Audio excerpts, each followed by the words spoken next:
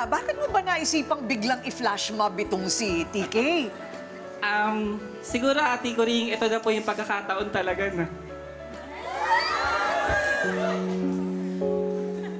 Hindi ko inaasahan na bilang bakla, alam ko, hindi ko ina-expect kay Lord na magkakapamilya at magkakaanak ako. Love, alam mo naman kung gaano kita kamahal. Lahat gagawin ko para sa'yo.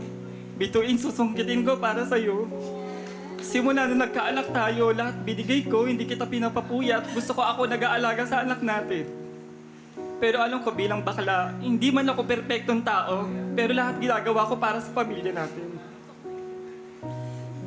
Tinutukso man tayo ng ibang tao, pero nandito ako nagiging sandalan mo. Iparehanda ako ipagtanggol kayo sa mundong mapangusga. Pero alam ko maraming tao na nandyan para sa atin.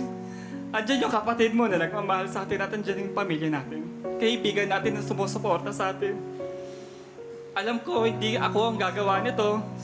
Pero lahat kaya tayo nandito kasi meron ako para surprise sa'yo.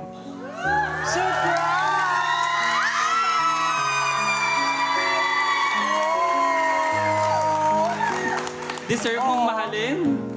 Deserve mong alagaan habang buhay. At deserve mong maging tunay na asawa ko.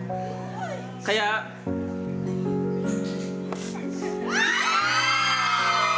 Will you marry me?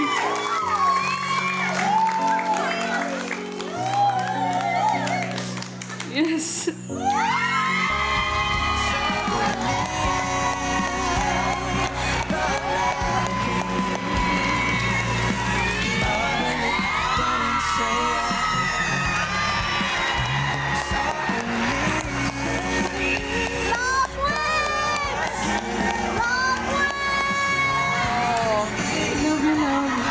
I love you so much.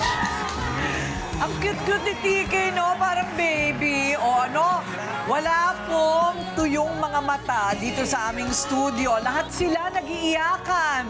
Ote, pagpakita ka dito.